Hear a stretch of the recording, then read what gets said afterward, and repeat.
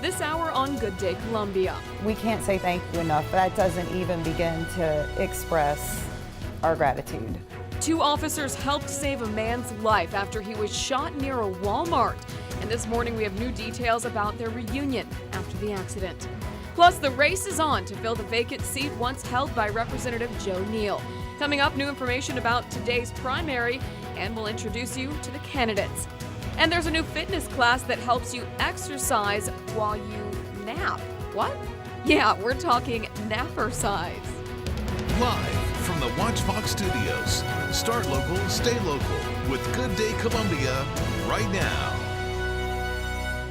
I don't know about you guys, but I'm 100% on board with exercising while napping. That sounds wonderful. Good Tuesday morning to you. It is May 2nd.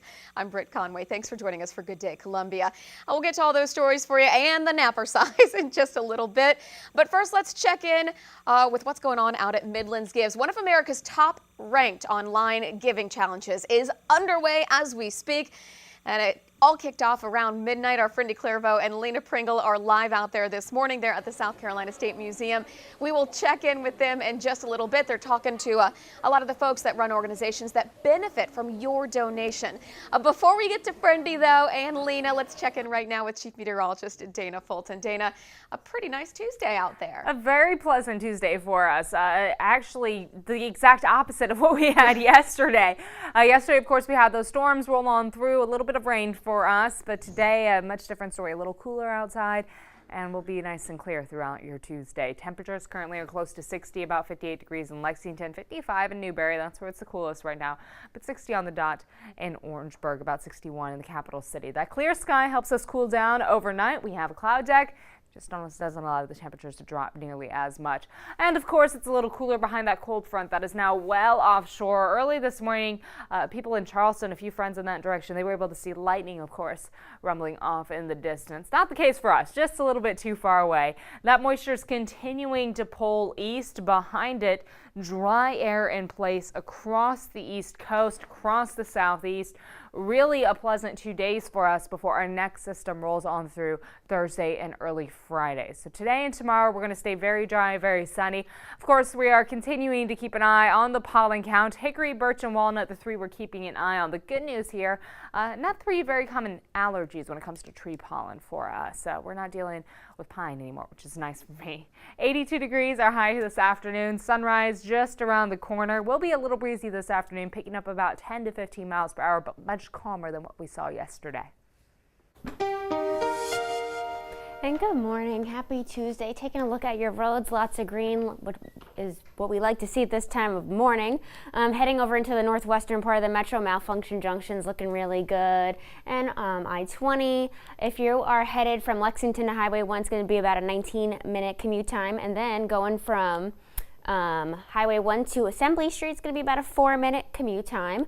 Heading down south over I-26, heading east, specifically by exit 136, it is believed that there was an accident. Somebody may have been trapped in a vehicle, and that's in the process of being cleared. So if you're heading in that direction, make sure you give yourself a little bit more time. And I'll have another update for you in about 10 minutes. Happening today, you can affect the lives of so many people right here in our area, and all you need to do it is $20. Our friend Clairvaux and Lena Pringle are at the South Carolina State Museum this morning for this year's Midlands Gives. Good morning, Friendy. Donations are already off to a very impressive start. And today's your chance to take part in Midlands Gives, an opportunity for you to give to hundreds of nonprofits across the Midlands. And of course, joining me right now, I have Miss Dory Tempio with Able, South Carolina. Good morning to you. Good morning. How are you today? We are having a blast here at the South Carolina State Museum. Miss Dory, tell us a little bit about Able, South Carolina for those individuals who may not know what that is. Able, South Carolina is the Center for Independent Living. We basically assist individuals in being empowered to reach their highest levels of goals and dreams. And then we also promote community inclusion by helping the community to make their businesses and organizations more accessible to individuals with disabilities. So what have you seen throughout the years here in South Carolina? Has South Carolina been an innovator or helping out with those who need assistance? I've really seen over the years much more progress toward being more inclusive and providing accommodations to people with disabilities. And I think it's really important because we're all one community. And how important is it for you as an individual, especially being part of ABLE South Carolina? Well, we always say at ABLE South Carolina, we practice what we preach. Basically, we live it every day. So we work on a peer-to-peer model in helping individuals with disabilities to learn goals to be independent and skills and different strategies. And so someone who might be watching right now and they might be and they're trying to figure out which organization do I give to, tell them how beneficial it is to give to ABLE South Carolina. It is super beneficial to give to ABLE South Carolina. Right now, we are in need of an accessible van so that we can help our young adult leaders, which are young adults with disabilities, to be empowered, to learn self-advocacy skills. And much of South Carolina doesn't have transportation for people with disabilities. So this is really essential because we want to have young adults who are able to live their goals, adolescents and youth. And so this would really help us. Wow, Dory Tempino, thank you so much from ABLE South Carolina. And folks, once again, stay with us all morning long on Good Day Columbia. We're here at the South Carolina State Museum reporting live. I'm Friendly Clairvaux. Making headlines this morning, some say it's a case of being in the right place at the right time, but one family is just thankful he was there. Officer Brian Martin is being hailed a hero this morning after he helped a bystander who was shot at a gas station on Bush River Road. Now, this isn't the first time he's come to someone's rescue. Just last year, he helped a fellow officer after she was stabbed in that same area. Officer Martin says he was just doing his job, and the victim actually helped in the process. Take a listen. We're well trained to do it, so therefore, just doing my job. If you have a calm victim, it makes your job a lot easier. When you have a spastic victim, it's a lot more difficult at times. Just to make any big deal out of it. Well, the victim is expected to be out of the hospital in the next few days.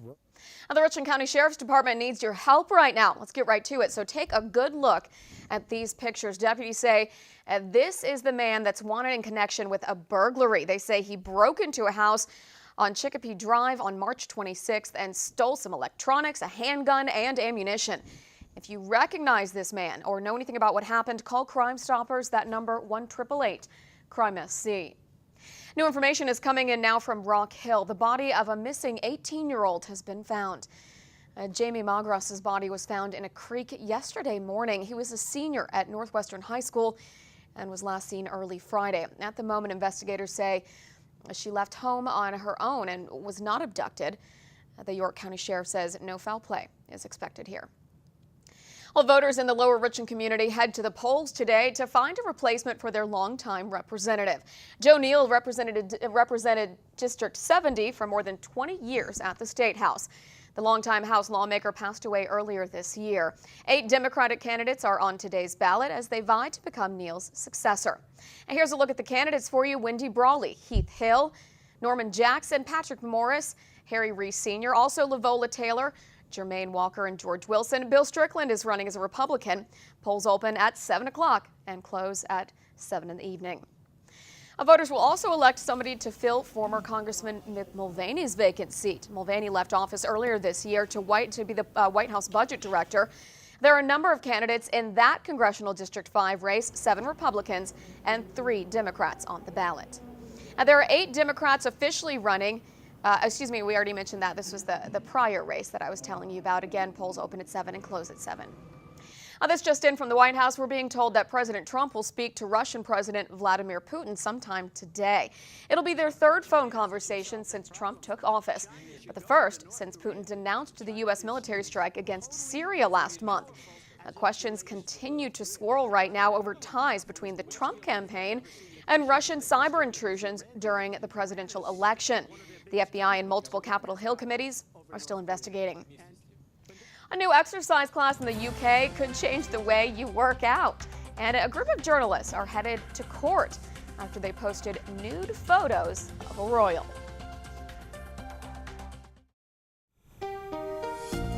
Welcome back to Good Day Columbia. Your time now is 6:12. Taking a look at your roads, things are looking very good this morning, especially up in the northwestern part of the metro where things are green, green, green. We're seeing the usual Lexington, congestion and whatnot, but it's not going to impact your travels whatsoever right now.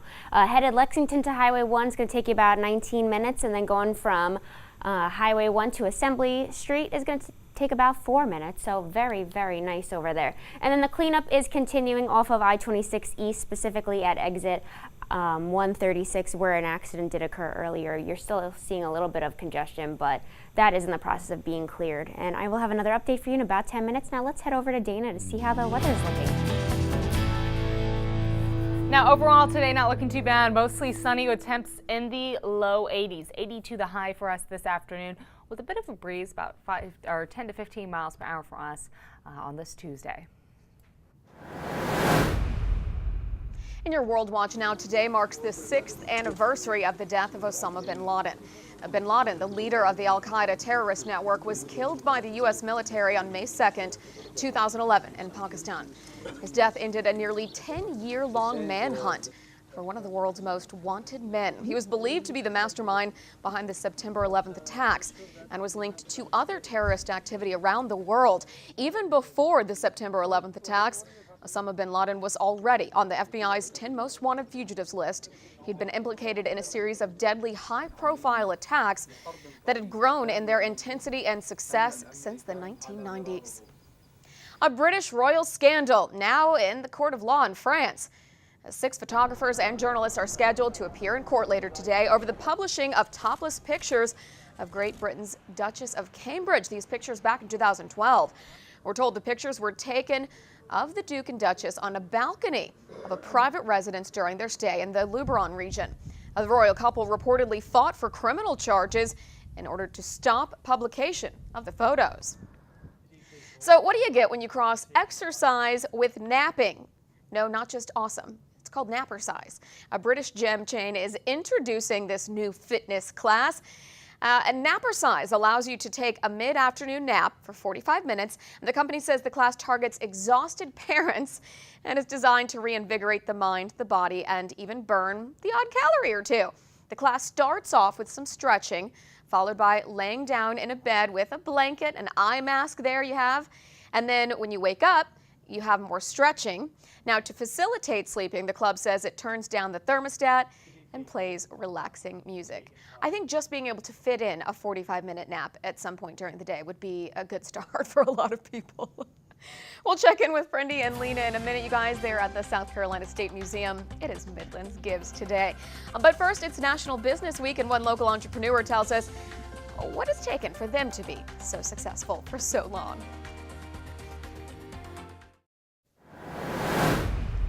Right now, the nation is celebrating Small Business Week, and here at home, city officials made it clear just how much they're appreciated.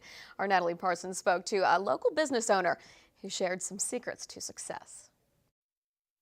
5 Points is just one of many areas around the Columbia Metro where people can go to shop, eat, or just take a stroll. Papa Jazz has called this area their home for nearly 40 years. Sell CDs, DVDs, and records, and had to change with the time as all the medias, came into place. McCollum says the 5 Points business community is like a family, and they're always sad to see one of their own leave, but it's usually for one of 2 reasons. In one of those cases, it was because they weren't doing well. In the other case, it was just because they sold their business. This week, the city is hosting workshops and events in celebration of National Small Business Week to help other businesses thrive here and stay here. We're all working together to try and make sure we create an environment where people want to invest and live and work and play and prosper. For other small businesses looking to succeed in this area, Papa Jazz says there's simple guidelines that you can follow. You have to watch your budget and watch how much you spend and watch what you're doing, but as long as you're smart about where you're spending your money. Anyone can succeed. In Columbia, Natalie Parsons, Watch Fox News. To learn more about programs offered through the City of Columbia and Richland County for small businesses, just head on over to our website, watch.com.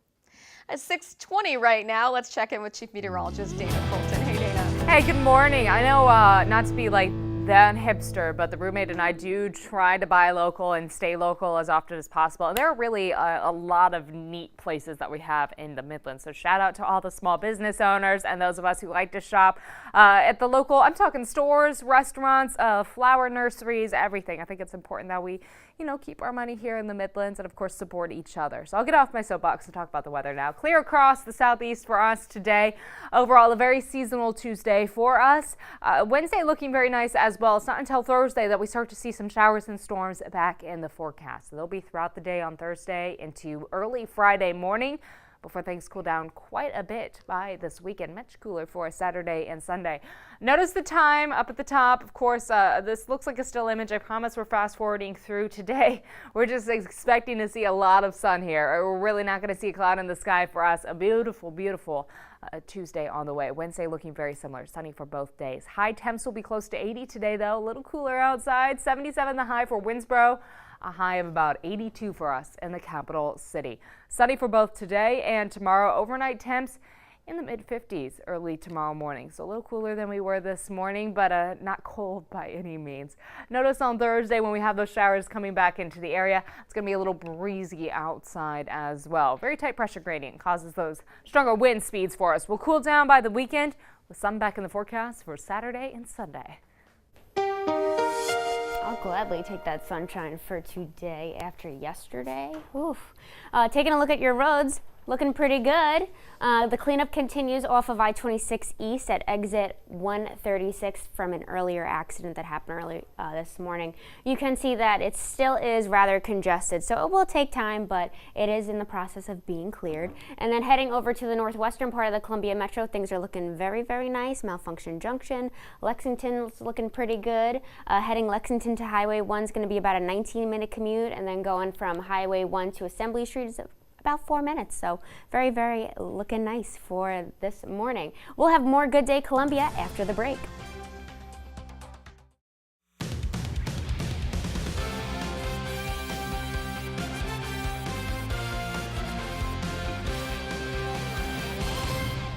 Welcome back to Good Day Columbia, everyone. I'm Courtney King. A rough weekend in the state for collegiate baseball, but Clemson still remains in the top 10 in multiple national polls.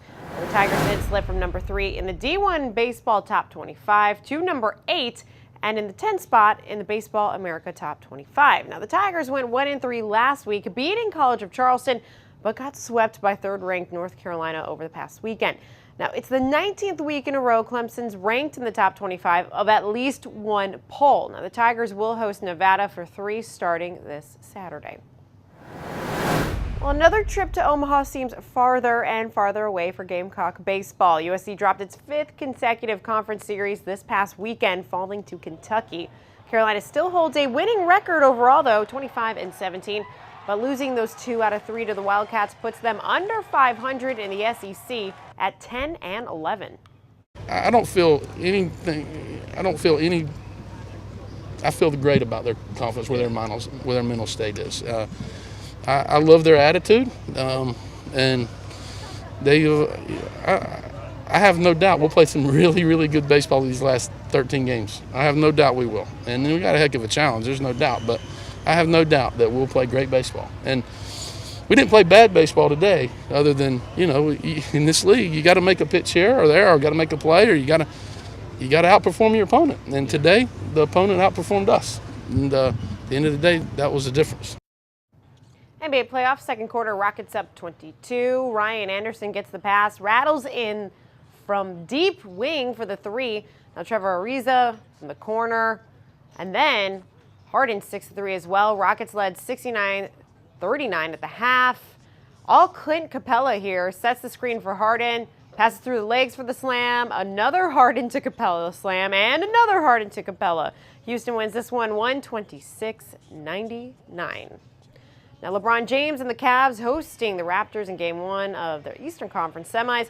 First quarter, Cavs up 5. James makes the steal, and the Cavs' Kyrie Irving picks up the ball, starts the break, and then Irving tosses the ball off the backboard for the huge slam. Now we'll go 10-3 Cavs, third quarter, up 7. James on the wing. He uses the screen to set himself up for the 3. Cavs win the game here, 116-105. Now the players Now the players become the game. Oh, well, we'll have to show you this one next. This one next hour. It's actually foosball, human foosball. It's actually pretty funny. So we'll catch that in the 7 a.m. hour. But that'll do it for sports. We'll be back after this quick timeout. You're watching Good Day Columbia with Friendly Clairvaux, Britt Conway, Chief Meteorologist Dana Fulton, Traffic with Natalie Parsons, and Sports with Courtney King. Start local, stay local with Good Day Columbia right now. Welcome back, everyone. Time right now is 6:30 on this Tuesday morning. Temperatures currently very close to 60 degrees for us. Upper 50s for Lexington at 58, 55 still in Newberry, but 60 on the dot in Orangeburg. About 61 for Columbia as well as Sumter this morning. This is all under a crystal clear sky for us. We had quite a cold front swing through yesterday, driving a lot of storms across the state. That is now well offshore. Behind it, we have some high pressure that is ridging into the Midlands. It's going to keep us nice and clear today as well as tomorrow. All that moisture along with that cold front is continuing to move east. So we have dry air in place, very low dew points for today. It's really going to be comfortable outside. Would definitely recommend spending the day outside if you can, or at least certainly taking your lunch break outside. Tree pollen levels still a little high, but it's 3 trees that not commonly have allergens that we react to. So that's the good news there. But of course, hickory, birch, if you still are allergic to those, or walnuts, keep that in mind for today. 82 degrees, the high this afternoon. Really beautiful outside. Seasonal Tuesday, perfect spring weather with a lot of sunshine for us. We have that west breeze about 10 to 15 miles per hour. So we will see a little bit of a breeze later this afternoon, but not enough to throw the whole day off. Of course, official sunrise just a few minutes away. Once the sun does come up, we'll be seeing a lot of it today. Oh, I love sunshine. That is good news for this morning. And hopefully my traffic report will continue that good vibe theme we have going on this morning. Lots of green, which is what we like to see. Heading into the downtown area, it's getting a little slow because we're approaching rush hour.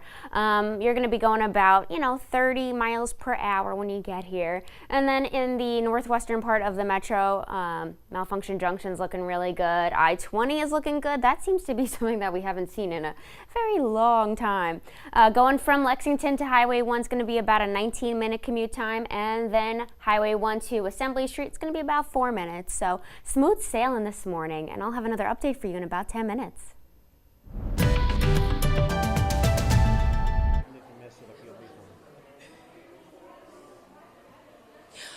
So we're bringing you back live to Midlands Gives here from the State Museum, excuse me. If you see this number, it's $265,000 right now. Now that's over $30,000 since we first reported live to you at 5 a.m. this morning. So we have another nonprofit, as we promised you. We have here with us Chuck Archie, who is the president of the Harriet Hancock Center Foundation, to tell us a little bit more about your organization. So kind of tell us, what services does your organization provide to the community?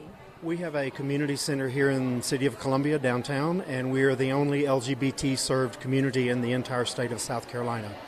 So we serve people that come in like for a safe place to have meetings, get together.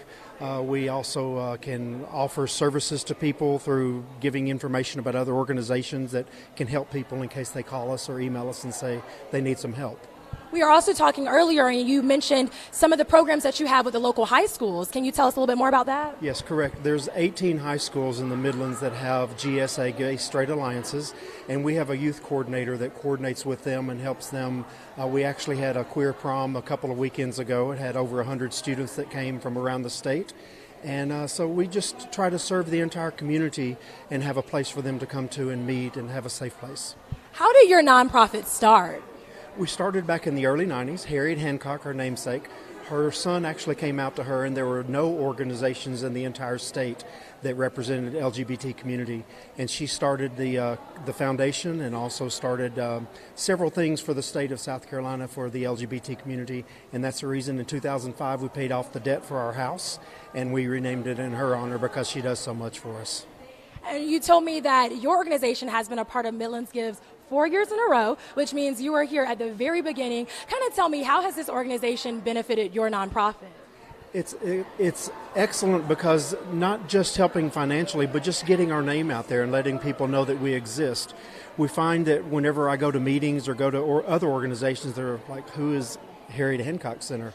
So it's nice to just have the ability to let people know that we exist, and if people need help, if they have questions, we even have a library that has almost 3,000 books on LGBT, that if people need books to read, to find out information, we have all kinds of resources that we can go to and help people out.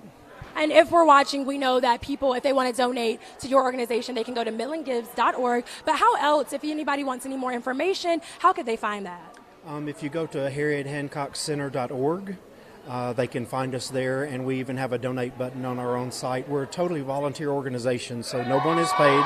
And so all of our money that we do to help others out comes from events like this, of people giving money to us. Well, as you just heard, you can tell that the spirits are high this morning, matching these high donations that are coming in. You can give at midlandsgives.org. This will be going on all day and will end tonight at midnight. We can look again. It's actually gone up $1,000 just during this one hit. So reporting live from the State Museum, Lena Pringle will have more Good Day Columbia for you after the break. Welcome back to Good Day Columbia. It's Small Business Week, so if you have a small business or if you have an idea for a small business, this is the week for you. So write this down, put this on your calendar. Thursday, it is the 5th annual Small Business Week conference. A great chance for you to network. You can learn a lot about what's out there to help you through this process, and also a lot of great events that are going on during the conference as well. So I'm joined this morning by Tom Ledbetter. He is with Midlands Tech and works very closely with Fast Track. And then Richard Balzer. He is actually with Initially Yours, Columbia Luggage. That was my fault. I was writing too quickly. So we're kind of going to get some ideas about what it's like to be a small business owner. And then Tom's going to kind of give us an idea of what you can expect when you go to the conference. So Tom, let's start with you. 5 years that this conference has been going on. What can people expect? The expectation grows each year as far as the participation is concerned. The number of folks that show up and the number of small business owners is very much on the increase here in the Columbia area. We're seeing an exciting level of business startups, of existing business growth, and we attribute a lot of that to the commitment of the city to sponsor activities like the business conference, because it's a how-to, nuts and bolts, learn more about how to run your existing business or how to get ready to start a business here in the city of Columbia. So it's pretty impressive, because that's got to be a really, I would imagine, very stressful a situation to decide, you know what, I have a dream, I'm gonna pursue it, but then you kind of got to figure out how to move forward. So Richard, tell me a little bit about what that process was like for you. Well, I had an interesting event. My grandfather was Mo Levy. He was been in business since 1919, and I grew up in retail. But I had an emphasis toward math and sciences, so therefore I went to engineering and then came back after 9 years back into small business with Initially Yours Midland Luggage. Now, you got to have a passion for it, I would imagine. Well, I enjoy the customer service and looking out for the customer. So for folks that might have an idea, maybe they have a business already or want to pursue their own business, what kind of tips would you tell them? Well, one real event now is the internet has made it more of a challenge, but it gives you also opportunity to venture out to the whole world now. So the doors and opportunities are unlimited now. And you have some beautiful products. These are very, very nice. Again, you guys, this is Initially Yours Columbia Luggage. So Tom, tell me about one of the cool little things you guys have going on. You're judging a pitch competition. I am. So what's that called? It's a women-owned business pitch competition, the winner of which gets to go to the SBA National Conference and represent Columbia. That will go on from noon until 2 o'clock during the conference on Thursday. So we'll have the individual business owners will show up. I'm one of a panel of judges, and we'll judge the thought behind their business, the preparation for their business, the financial underpinnings of their business and where they want to go, and how they intend to measure themselves to success. Sounds like a really great event. Again, you guys, this is the 5th annual Small Business Week conference. It's Thursday, everything from networking, you'll learn about what the city's doing to help you. There are going to be workshops for you to choose from, 5 of them in fact, but you do have to go and get tickets. They're $50. Everything's from 8 to 2. Go to columbiasc.net and you'll find everything you need. Stay with us, more Good Day Columbia coming up after the break.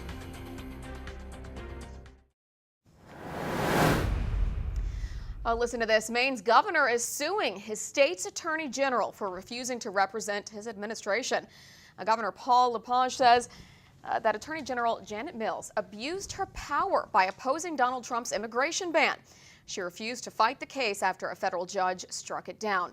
Mills responded that LePage is free to hire his own legal counsel to pursue the matter. Maine's highest court has previously ruled that the Attorney General is not obligated to defend the state in lawsuits.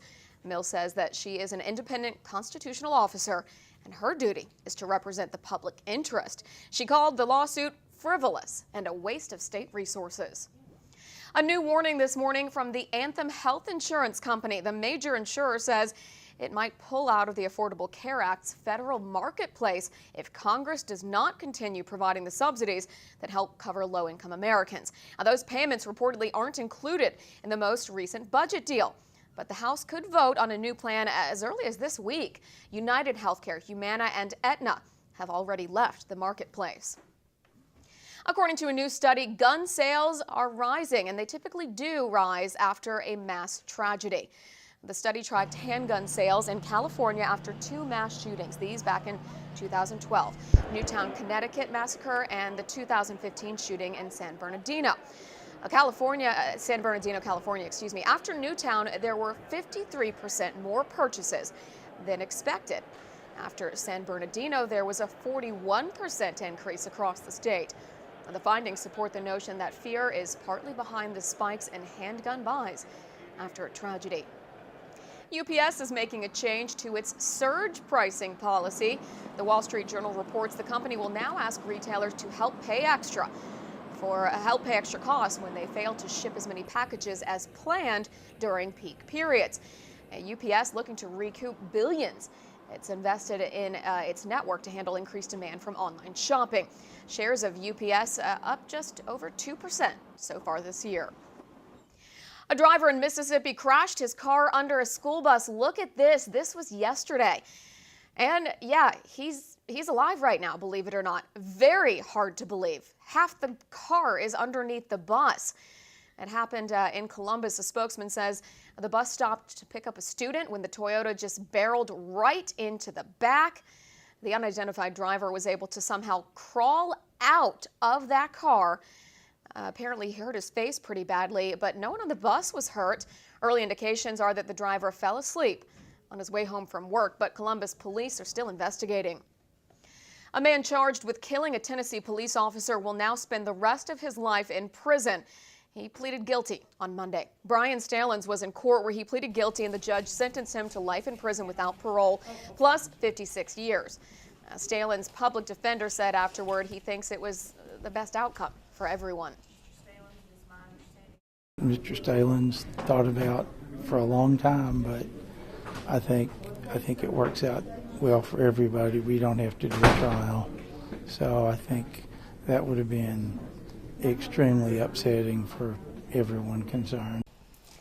Stalins killed Officer Moats back in August of 2016. A grand jury indicted him for Moats' death just 3 months later. 6:49 right now. Let's check in with Chief Meteorologist Dana Fulton. Hey, good morning, everyone. Overall, not too bad of a start to our day. Now, we did have a very strong cold front push over South Carolina yesterday. Brought all those storms, but today seasonal outside, very sunny for us. Gorgeous Tuesday. Wednesday is looking very similar. Thursday, though, is our next chance for a little bit of a switch up in the forecast. Thursday and Friday are looking a little stormy again, but temps will be much cooler behind those Thursday and Friday storms. This weekend's looking much cooler. Across South Carolina, notice our time here. I know it looks like a frozen image, but we're going to fast forward through this afternoon. Clear sky for us today. Barely even a cloud in the sky. I think we're all really going to enjoy today's forecast. Sunny and beautiful for us today as well as tomorrow. Thursday is really when we see that switch up.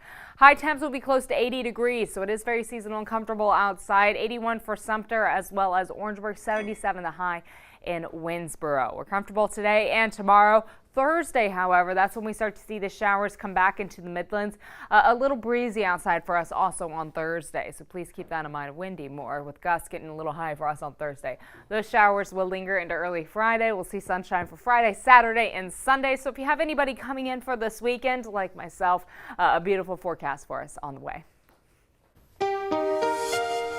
And taking a look at your traffic, we have some accidents going on. First one is going to be around the Gardner's Ferries Road area, but the next one is turning into a bigger thing than I had initially predicted. I had said that things were being cleared, but it ends up that right now a helicopter is on the scene and taking care of the situation off of I-26 East, exit 136. So if you are heading in that direction, definitely give yourself a little bit more time, and we're going to throw up some highway cam for you, courtesy of the South Carolina Department of Transportation. As you can see, things are not moving near mile marker 135.5. So if you can reroute in a different direction to get to your destination, that is definitely recommended at this time, because it's unclear as to what point the scene will really be cleared up on your commute. I'll have another update for you in about 10 minutes. Not a good way to start the day. Thanks for that, Natalie. We'll keep an eye on things for you. Coming up, one family had some unwanted guests, and what they left behind had the homeowners buzzing. We'll be right back.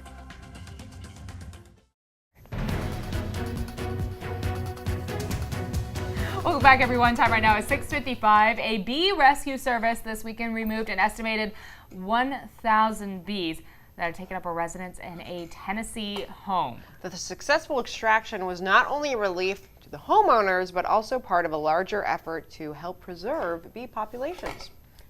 Kendall Downing has the latest. Take a look at these pictures. Thousands of bees cut out of a garage at a home near Raleigh-LaGrange Road on Saturday. You can see the large swarm. It's one of the bigger ones I've seen. Beekeeper Tom Tompkins with Papa T's honeybees did the cutting. He says the homeowners called and had tried to patch the hole in the garage, hoping the bees would go away. They never did buzz off, but instead kept buzzing in. I went over, I knew there were bees back there, and I cut a small hole to expose the hive, and I kept cutting and moving up the wall until I exposed about 5 feet of honeycomb and hive.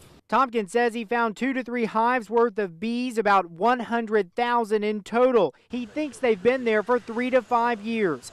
And he tells me this is the time of year where you might notice bees buzzing all around your home. So you should take note and watch where they go. He says if they've made it into your home or garage, you have to seek the help of a professional. Once the bees get into your house, a lot of people just want to kill them. But if they've established a hive, you have to get the hive out of the house. If you just kill them, the wax and the honeycomb will fall over time and create a bigger problem for you. In other words, speak up so you and your family don't get stung. Be informed. Be informed. And be safe. In Memphis, Kendall Downing, WMC Action News 5. 100,000 bees. That's insane. Dana loves bees. I do. We're looking into being beekeepers. I also just planted a bunch of wildflowers at the house, so bees are important. They're the largest natural pollinator in the world. This story has me concerned because I was home this past weekend in New York, and right by my parents' front door there were numerous bees, so now I'm a little concerned. Yeah, they're good. You got to save the bees. You can just put them to sleep with some smoke, have your dad take care of I heard hairspray with bugs is good. I think that they would be attracted to that. They would be all Well, about it freezes their wings so they can't fly, so you can kind of So Natalie Parsons says that's how we can Exterminator over here. All right, guys, we got to go ahead and check in. Today's a really big day for the bees and, of course, for Midlands Gives. We're going to see what Freddie Clairvaux is doing right now at the museum. Freddie? Nonprofits, are you having a good time? Yes, everybody, we are here from Midlands Gives at the South Carolina State Museum. Folks, we are now at $285,000. Now, if you remember when we started earlier this morning, we're at about $240,000. So since the show has begun, they've received over $40,000 of donations for the hundreds of organizations across the Midlands here. So we're going to try to go through these organizations, your name and your group. Jennifer and Anna with SQ Rescue. Chuck with the Harriet Hancock LGBT Center. Yvonne Donald, James R. Clark Memorial Sickle Cell Foundation. Hilda Booth, Lurie Center. Clayton Bryan, Refresh and Restore Ministries. Elizabeth Barrett, Palmetto Animal Assisted Life Services. Emmy Crawford, Wren, Women's Rights and Empowerment Network. Eddie Massey, Massey Global Innovation. Sam Cruz, Autism Services of South Carolina. Mary Margaret Cruz, Easter Sale, South Carolina. Bobby Farmer, Project Josiah Restoration Ministry. Sutton Shaw with the Big Red Barn Retreat. All right, folks, stay with us. We'll be back after the break for more Midlands Gives.